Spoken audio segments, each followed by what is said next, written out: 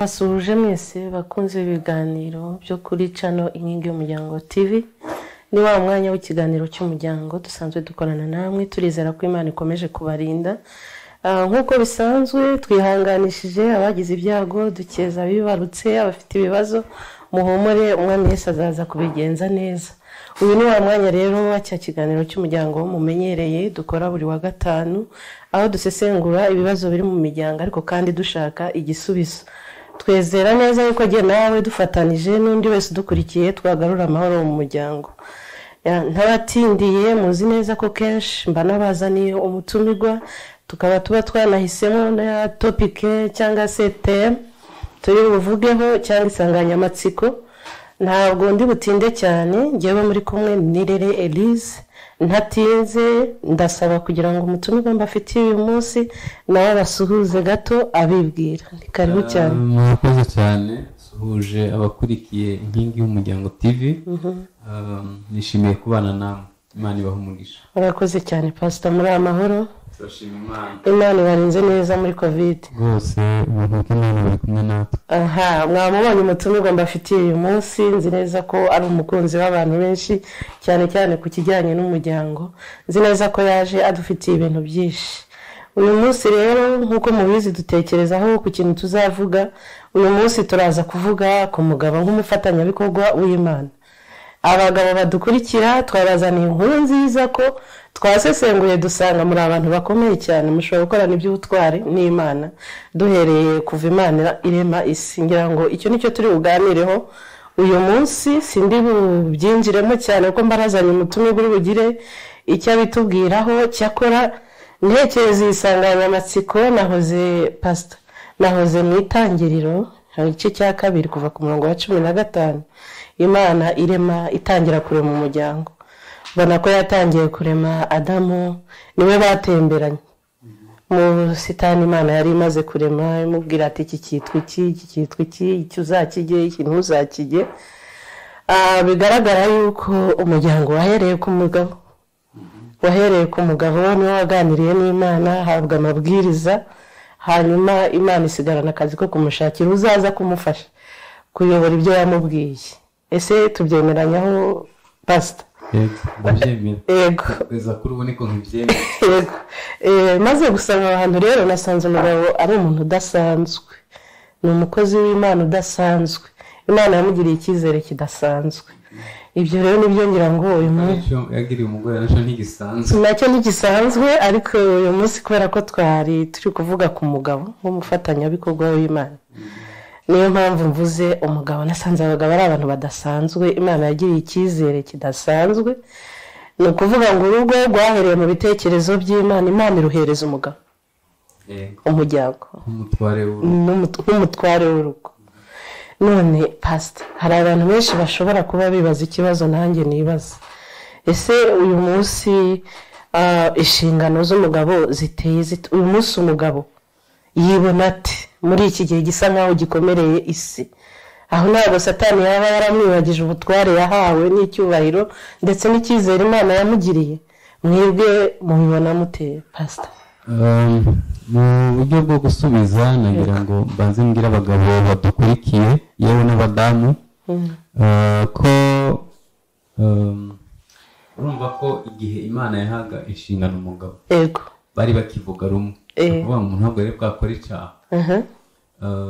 Hano ntekereza ko Inkingi y'Umuryango TV dushingiye ku Bukristo. Yego. Iyo tuvuga umugabo rero hari abagabo b'uburyo bubiri. Hari abagabo badakijijwe bashobora kubaka urugo mu buryo busanzwe. Yego. Hari n'abagabo bakijijwe. Ngewe nabahitiramo ko n'abadakijijwe bakwakira Yesu umwami n'umukiza, akaba fondasiyo y'urugo. Kuko Zaburi iravuga ngo 127 umurongo wa 1, Uwiteka atari we yubaka abubaka baruhira ubusa. Yego. Twaba dukoze ikosa rikomeye kubwira umugabo amahame no kuzuza inshingano kandi yaratandukanye n'Imana kuva kuri Adamu. Iyo Kristo akiri umutwe w'urugo, no kuvuga ngo akiri wa mbere mu rugo rwanyu. Yani reka mbivuge mu mvugo yoroshe. Impamvu umugabo atasambana suko atinya gucinya umugore gusa, nuko atinya guhemukira Kristo. impamvu atakubita umugore we, impamvu yita ku kuzuza inshingano nuko azi ko ari umuntu azazimubaza. Umuntu yari adafite imana atinya biragoye ko yakuzuza inshingano mu buryo bwiza. Ashobora kubikora kubera ubufura, ashobora kubikora kubera umuryango avukamo, ashobora kubikora kubera gutinya amategeko, ariko mu by'ukuri atabikora bivuye ku ndiba y'umutima. Rero umugabo turi kuvuga hano ni umugabo ufitanye isano na Kristo. Yego.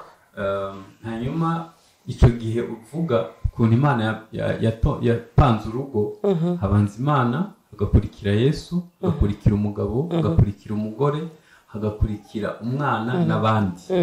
Muri iki gihe isi y'uyu munsi ntabwo ariko bigipanze, ahubwo habanza umugore, hagakurikira umwana, hagakurikira imbwa cyangwa ipusi, umugabo akaza nyuma. Niko ibihugu biteye imbere bimeze. Yego. Ku buryo umugabo agenda agira agaciro gake gake gake, kandi igihe cyose isi ihinduye uko Imana yapanze ibintu, urugo ntirushobora kubaho. Niyo mpamvu ubona imibare y'ingo zisenyuka mu bihugu biteye imbere ibiri hejuru ku kigero giteye ubwoba. Kubera iki? Satani avuguruza icyo Imana yashizeho. Hanyuma nk'abakristo rero dukwiye kubirebera muri iyo sura tukibaza ngo turagumana iby'Imana ishaka cyangwa turubakira ku mahame isi yubakiyeho. Aha turagaruka ku bukristo. Yego. Reka ngoye nk'urugero nk'ihame ry'uburinganire. Abantu bamwe bashobora kuba barisobanukiwe nabi bakagira ngo ntibumve ko bagomba kuzuzanya mu rukundo, mu nshingano, ahubwo kuko umuntu wenda yakandamijwe igihe kirekire agahita yumva ashaka kuzamuka ngo ajye hejuru, undi nawe agashaka kwigwanaho kugira ngo agaragaze ko nawe ari umugabo. Ibyo bikazana amakimbirane.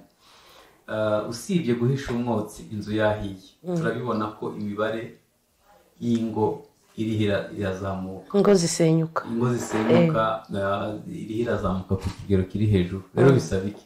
Bisaba kubanza kongera gusubira mu mizi, tukibaza ngo Imana ishiraho urugo mu ngobyi ya Edeni ni iki yari igambiriye? Ni izihe nshingano umugore yahawe, ni izihe umugabo yahawe akwiye kuzuza? Ntitubeho dutungana intoke, ntiwakoze ibi, ntiwujuje ibi, ahubwo ukibaza ngo ku ruhande rwanjye ndashari muri wa mugambi Imana yashizeho, ndashari umugabo yuzuza inshingano nk'uko Bibiliya ivuga. Reka tugaruke ku bagabo rero, tutekereza ko tubwira babyumvishe. Tugaruke ku mugabo. Umugabo reka ntange urugero abasenga cyangwa abasoma Bibiliya bashobora kumva. Igihe Adamu yakora icyaha na Eva, mu by'ukuri nyirabayazana yari Eva, ariko igihe Imana yazaga mu ngobyi ya Edeni ntabwo yahamagaye Eva, yahamagaye umugabo nk'uwo yahaye inshingano. Yamuhaye inshingano ebyiri: guhingira ingobyi no kuyirinda. Uzasome neza Bibiliya, Adamu ntiyananiwe no guhinga, yananiwe no kurinda. Rero abagabo ashobora guhaha umuceri, akishyura amashuri y'abana, akubaka inzu, agakora ibishoboka byose, ariko akananirwa kurinda amarangamutima y'abo babana mu rugo. Ejo abana bakanywa urumogi, bakajya mu ngeso mbi. Mu by'ukuri ntituvuze ko umugabo ari utanga agakiza, ariko ugomba kumagisimiza gukora ibyo wagombaga gukora. Bananirana bikaba atari ntacyo umutima ugushinja ibyo wagombaga gukora. Hanyuma ni abadamu rimwe na rimwe bajya mu busambanyi kubera abagabo babuze abagabo, nyine bagiye guhinga. Ariko pastor mutararengaho, ndiho nsoma aho muvuze aho Imana ije kubaza uwakoze icyaha itahamagaye Eva kandi ari we wagikoze. Nibajije ntariko iyi nzoka iza gushuka Eva, Adamu yarari sintekereza ko bari kumwe. Yari yagiye bari kumwe, ntabwo ashobora kuba yagiye guhinga hanyuma agasiga Eva wenyine, inzoka igaprofita iyo abusansa y'umugabo ikamuganiriza. Ako niko nagiraga abantu bumve absence mu kubura k'umugabo, inzoka yabonye uko iganiriza Eva. Niko nagira ngo abantu bumveho gato. Igihe cyose duhugiye mu guhinga, tugahugira kujya gushaka amafaranga, tugahugira mu kujya gushaka, tukibagirwa ko tugomba no kurinda amarangamutima mu kanya ndi bubabwire inshingano eshanu umugabo agomba kuzuza kugira ngo abe akoze nk'icyo agomba gukora mu ngobyi ya Edeni. Rero naho ndavuga igihe cyose duhugiye mu guhinga tugahugira gushaka imibereho gusa, ikiguzi cy'imibereho kiri hejuru, ariko tugomba kumenya nyine ko tugomba kuba abagabo bagomba kumenya ibibera mu rugo, tukaba twuzuza inshingano. Mbese muri make tugomba kumenya ko turi abagabo bagomba kuba abarinzi b'ingo zacu. Iyo muvuga abarinzi, hari umuntu ushobora kuvuga ati ni umuzamu uzahagarara kuri porutaye cyangwa no gucunga ko umuceri wavuye muri stoke. Ngira ngo umugabo agomba kuba n'umurinzi mu isi y'umwuka y'urugo rwe, agasesengura ibiriho byinjira. Ese umudamu kuki asubije guki, ibi bintu n'ibizima? Ese abana ko basigaye bitwara guki, ibi bintu n'ibizima? Ngira ngo niwe wakabaye ufata iya mbere gufata icyemezo mu isi y'umwuka, akumira ibintu biri kwinjira bigana mu rugo rwe, niba ntibeshye. Nasobanuriraga abagabo batavuga ati noneho Pastor Desire yatubwiye ngo tujye turara ku irembo ducunze ingo zacu. Twavugaga mu isi y'umwuka no kubahiriza izindi nshingano zose zitandukanye no kuba twahahira urugo. Arakoze rero cyane Pastor, murumva ko adufitiye ibintu byinshi cyane by'umumaro. Niyo mpamvu ngira ngo nta mutwara umwanya cyane. Aravuze ati ndaza kuza mbabwira inshingano eshanu umugabo agomba kubahiriza kugira ngo abe umugabo unezereye Imana, niba ntibeshe, cyangwa se urugo rwe rubeho rwubakitse. Pastor, ndagira ngo rero wenda tutaratinda, tudatindiye abadukurikira, ndumva iyi topic iteye amatsiko cyane, wenda mwatugezaho. Imbere y'uko mvuga inshingano eshanu umugabo agomba kuzuza, nagira ngo nibutse abagabo ko hirya y'uko turi abagabo hari undi mugabo yitwa Kristo. Uwo mugabo tugomba guha raporo buri munsi. Ni ukuvuga ko ubusabane bw'umugabo n'Imana ukwiye guhoraho kugira ngo abone amabwiriza y'ibyo ari busangize umuryango, cyangwa atabayoboza ubwenge gusa, ahubwo abahe ikiva ku Mana, ikivuye ku mutima w'Imana. Pastor, mutararengaho numvise neza muravuze ati umugabo mwiza ushobora kuyobora urugo rwe neza yakabaye ahora muri connection n'Imana.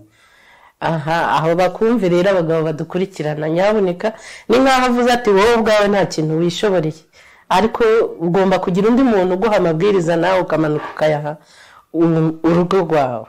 Ako kantu karakomeye, notabene abadukurikiye, Imana ibamugisha. Si n'ibyo gusa, ahubwo ukajya kumurikira Imana ibyakugoye byo mu muryango. Ni ukuvuga ngo ugomba gukura amabwiriza hejuru ukayasangiza abagize umuryango, nanone ugomba gukura ibibazo hasi, ibyo udafitiye ibisubizo ukabigeza ku Mana ishobora kubikemura. Abagabo ngira ngo murabyumva, muri iyi minsi isi yacanze abantu. Muwe mugabo ufitanye ubusabane bwiza n'Imana, Pastor kurangiye umuti. Ibikunaniye bizanire bose wawe ari we Mana, uyibwire ko inshingano yaguhaye ubona zitari kukorohera, aguha umurongo wabikoreramo. Pastor, Imana ibamugisha. Inshingano eshanu umugabo agomba kuzuza. Inshingano ya mbere ni uko umugabo atanga byose. Gutanga byose, hano badukurikiye ku nkingi y'umuryango TV ntibumve ko agomba kuba afite byose, ahubwo ni ukuba yarateguwe kuva ari umwana ko azaba ari umuntu ugiye gutanga byose. Kubera iki? Bibiliya iravuga ngo kwifuza k'umugore kuzarangirira ku mugabo. Hari ukuntu umugabo ajya gushaka ariko urugo yaragwitiranyije n'imibonano mpuzabitsina. Kandi ibyo ni kimwe cyiza mu bikorwa mu rugo, ariko si cyo kiza ku mwanya wa mbere. Ugomba kumenya buriya mu by'ukuri, tuvugishije ukuri, abagabo benshi bakeneye abakansara. Kubera iki? Mu mutwe aba yarateguye ko agiye gukora imibonano mpuzabitsina ihoraho, yagira bakamubaza ubukode n'ay'ibishingwe n'ay'umutekano n'ay'amakara cyangwa gaze n'ayo minervare z'abana n'imyenda n'uburwayi. Ibyo bintu byose bishobora kumuzanira ihahamuka. Kubera icyo yagiye atekereza si cyo yabonye, ahubwo yabonye inshingano, yabonye responsibility kandi iremereye. Umugabo rero akwiye kugenda yiteguye ko agiye gutanga byose. Si ukuvuga ngo afite byose, ahubwo akwiye kumenya ko agiye kubibazwa.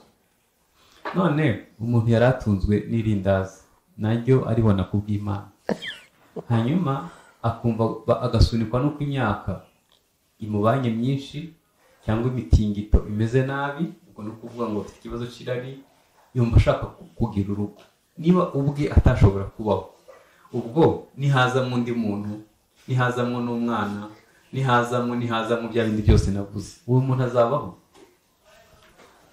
Birakomeye. Agomba guhora kumenya ko agiye kuba yiteguye gutanga byose. Iyo bivuze ngo kwifuza ko umugore kuzarangira, abagore nabo n'abana beza, ushobora kuba urimo serumu ari nabo kugwaje, agahita akubwira ngo nubwo uryamye hano nta makara ahari, kibaza ko ari nkwaje ntabaza amakara. Abadamu n'abana beza kuri icyo kigero. Muri iki gihe turashimira abadamu nyine barahaguruka bakajya gushakisha, ariko nubwo bimeze gutyo umugabo agomba guhora yumva ko ari we akaba yiteguye kuba igisubizo mu gihe cyose hari ikibazo mu rugo. Iyo ni inshingano ya mbere. Inshingano ya kabiri ni ukuba papa. Kuba papa w'abana, umwana akwiye kuvuka yiteguye mu muryango kandi mu bice bitatu: umwuka, ubugingo n'umubiri. Ni ukuvuga ngo niba mfite umuceri wo guha abana, mfite n'inzu yo kubashiramo, nshobora kubishurira amashuri, yego, ariko sinzakomeretsa amarangamutima yabo. Abo bana nabiteguye mu buryo bw'amarangamutima ko nta muntu atanga icyo atahawe, nzabaha iki ntacyo nahawe. Niba ngiye narakomeretse amarangamutima yanjye, hari ingo zisenyuka kuko umugabo afata urugo rwose akarushira munsi y'ibikomere bye. Natwe nta nkweto twambaraga, nta televiziyo twagiraga iwacu, mujye mugendesha amaguru, akima abantu n'abakima. Kubera iki? Hari aho yakomotse ni ahantu habi. None ko ugiye kubyara witeguye kuba papa udakomeretsa amarangamutima, wagira ngo wafata abana bo muri 2020 ukabarira nk'abo muri 48 uvuka, ntabwo bivamo. Tukwiye kumenya guhuza igihe n'ukuri k'ubuzima tubamo. Inshingano ya gatatu ni ukuba umurinzi. Ushobora kurinda, ushobora gukora byose ariko ukananirwa kurinda amarangamutima yo mu bantu. Niyo mpamvu abagore bajya mu bapfubuzi, niyo mpamvu abana biyahuza urumogi.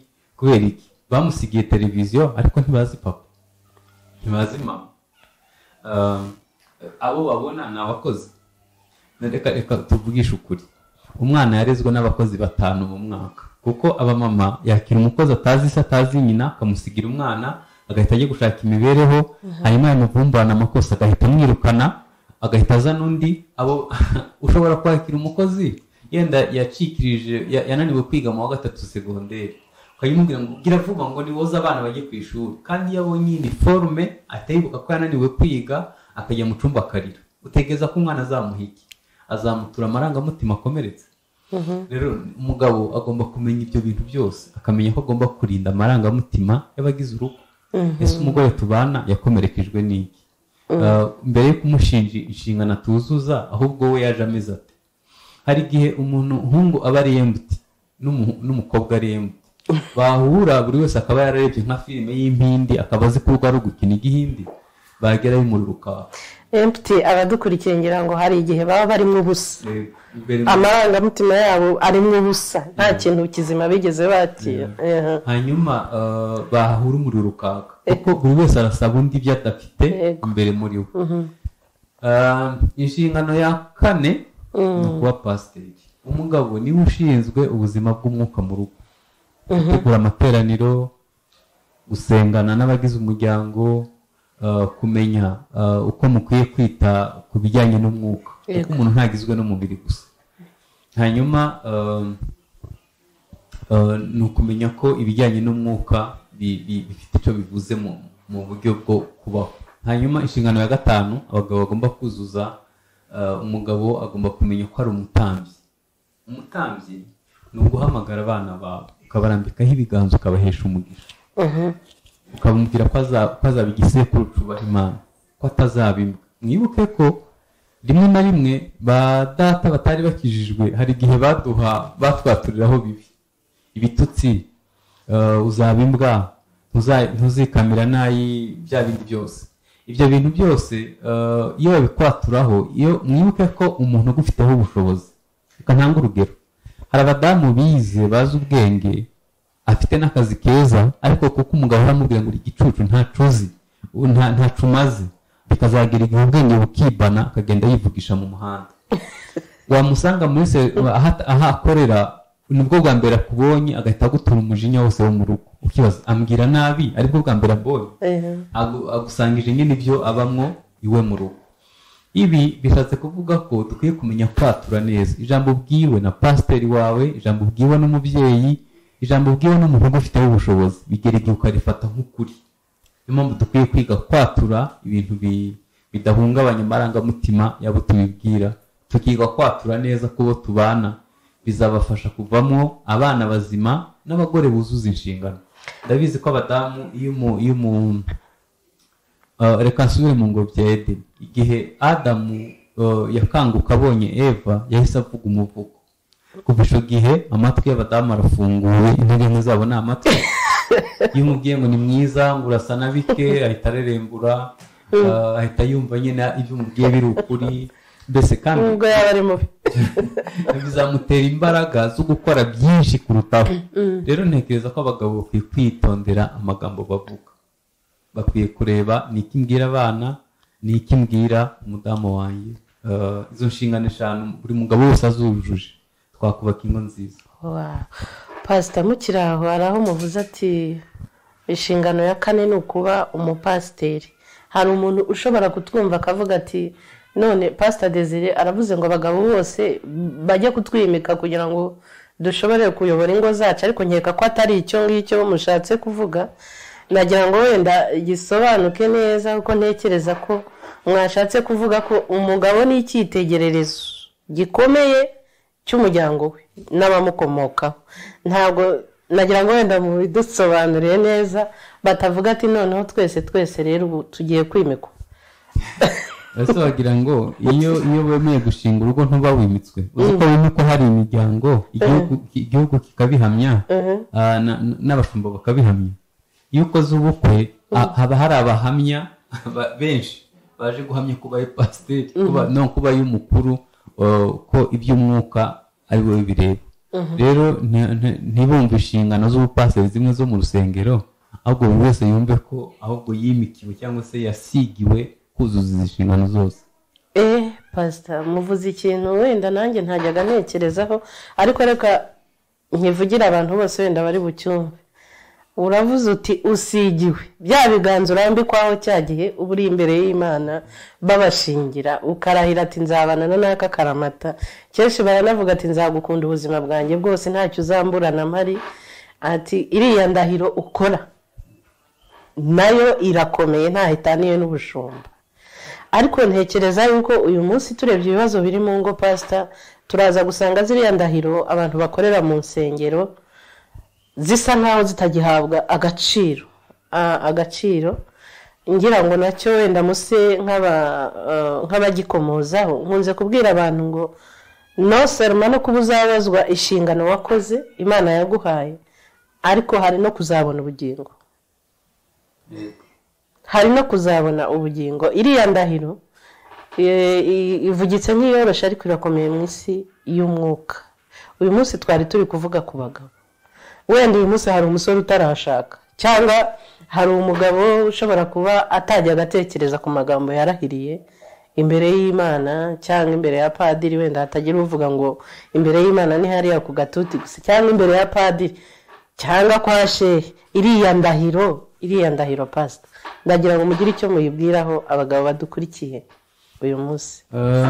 Indahiro ubundi urugo rugizwe n'ibintu bitatu. Rugizwe n'igihango, rugizwe n'umuhamagaro, rugizwe n'isezerano. Ibi bintu bitatu byose biba muri iriya ndahiro. Ubuhamagawe kujya kubaka urugo, ikindi ni isezerano ugirana imbere ya leta, imbere y'Imana n'imbere y'imiryango, ikindi ni igihango mugirana ko kuryamana. Ntekereza ko umugabo atekereje ibi ntabwo yajya gutereta, ntabwo yaca inyuma uwo bashakanye, nta nubwo yamukubita, nta nubwo yakwikunda ngo yikubire umutungo. Hari ibintu byinshi, hari amakosa menshi umuntu atakora kubera indahiro yarahiye. Wow, ngira ngo abadukurikiye barabisobanukiwe. Ariko pastor, hari ikibazo nibaza, wenda mwebwe uri umushumba kandi uko mbireba uko mbihamya ntekereza ko wenda wowe utajya urwana na madamu cyangwa ngo musimbukane, ariko reka uyu munsi mvuge ku miryango igwana, wa mugabo ukubita umugore cyangwa se wa mugabo byananiye kuba ashobora kujera intege nke z'umugore we cyangwa z'abana be. Aka kanya ari kudukurikira, muriho muramubwira inshingano ze, ariko wenda ngira ngo abaye yakugera yakubwira ati ariko pastor, uwakugeza hano ngo wumve ibyo mbamo ntako mba ntagize. Uyu mugabo uri kudukurikira aka kanya uvuga uti jewe mbona nta kuntu mba nagize, uyu mugabo aka kanya, cyane ko twaje kwibutsa abagabo ukuntu ari intwari imbere y'Imana, uyu mugabo aka kanya mwamusubiza iki? Bibiliya iravuga ngo Abaroma 12 haravuga ngo kurwanya uruhande mubana amahoro n'abantu bose. Ntabwo biba yigeze itubwira ko bazatubanira amahoro bose, ariko kurwaca uruhande tubana amahoro n'abantu bose. Ni ukuvuga ngo umugabo agomba kumaximiza gukora ibyo yagombaga gukora ku kigero kiri hejuru, akuzuza inshingano ze nubwo yaba atabona inyiturano. Reka inyiturano nyite gute? Akenshi hari igihe umuntu avuga ati nzagukunda nawe ungandukire, cyangwa ungandukire ngukunde, bigasa nkaho yego bimeze gutyo biba ari byiza pe, ariko mu gihe se umugore atazi kuganduka nzareke kuzuza inshingano? Oya, kuko ndabizi ko nzazibazwa n'uwazimpaye, ngomba kuzuzuza. Hanyuma nagira ngo mbwire ibanga abagabo badukurikiye, mu gihe ushatse umuntu navuze afite ubusa muri we, ndavuga ari empty imbere muri we, ukwiye kwiga kumubura imbuto. Gute rero pastor? Fasha abadukurikiye gute, ni gute wazana umuntu urimo ubusa kandi wamubonye akuze hanyuma ukamuhingamwo ibintu bizagira umumaro?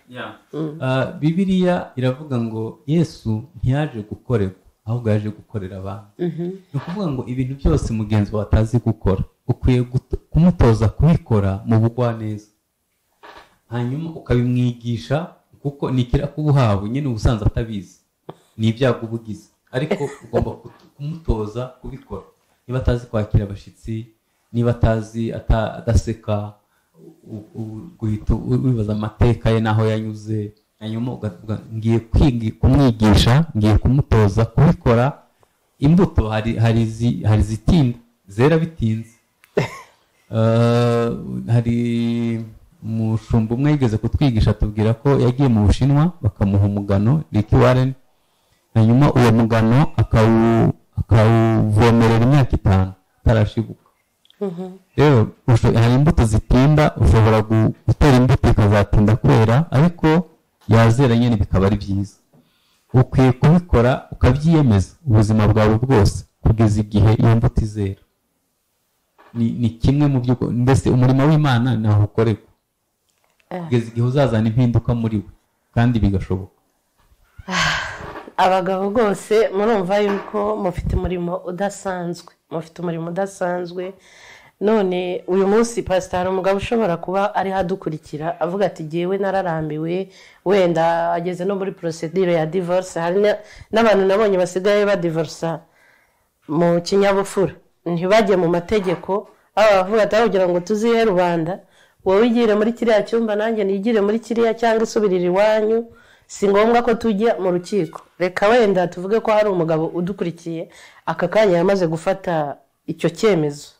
Ese uyu nguyu w'aka kanya we mwamugirira iyihe nama pastor, maze kumva neza inshingano Imana yahaye umugabo n'ubutware umugabo afite ku muryango? Iyi nama natanga ku ngo zatandukanye, mu mutima niho bibanza.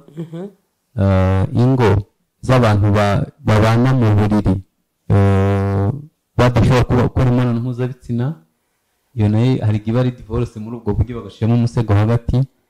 Hari n'abageze ku rwego umwe ajya mu cyumba cy'undi agafata icye, hari n'abageze igihe umwe ajya iwabo ariko bataradekaraye divorce, n'abageze muri divorce noneho procedure ya divorce.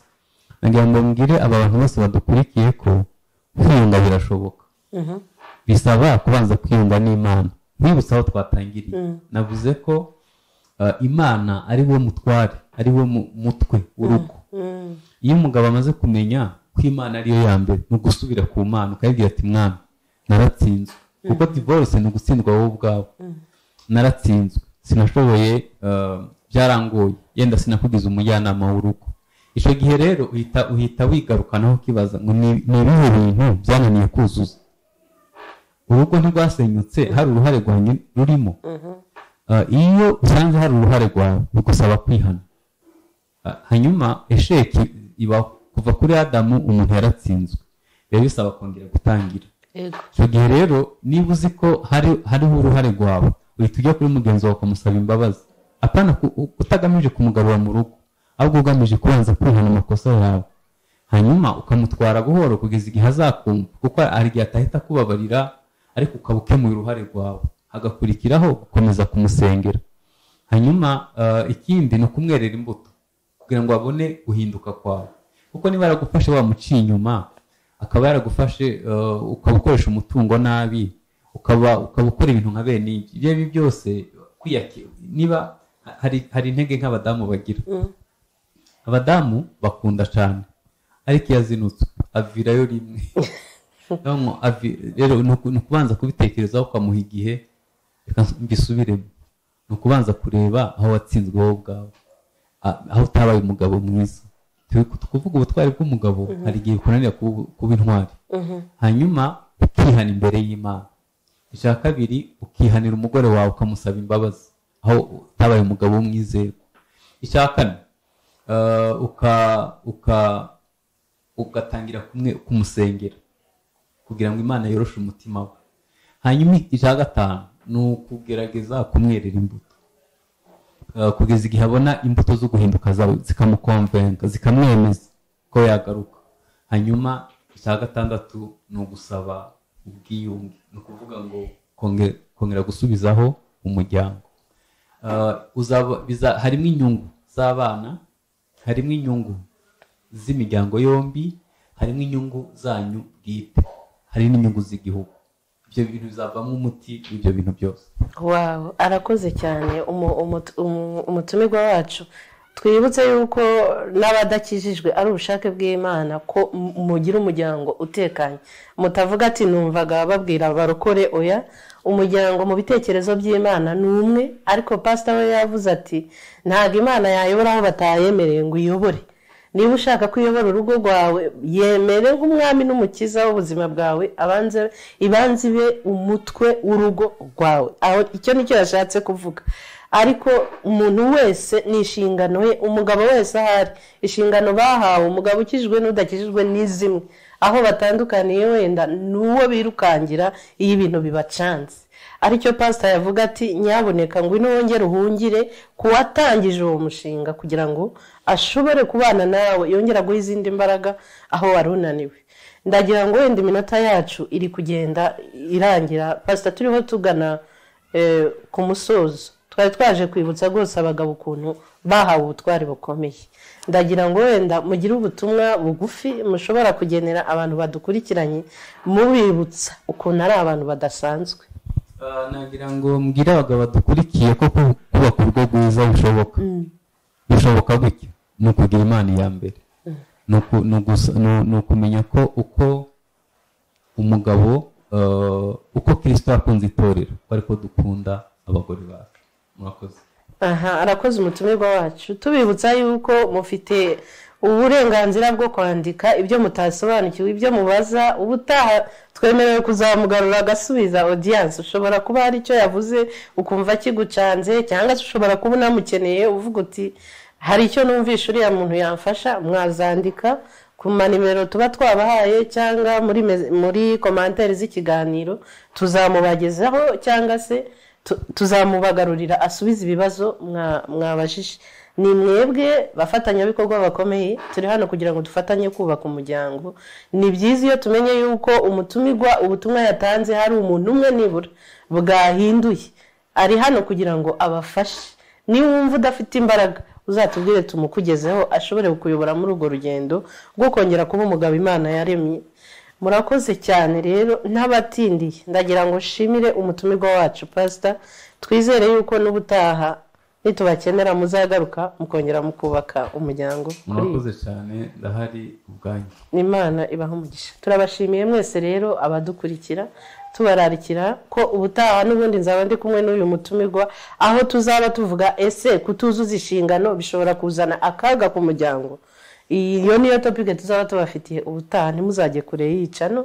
Imana ibaha umugisha ikomeze barinde mwese.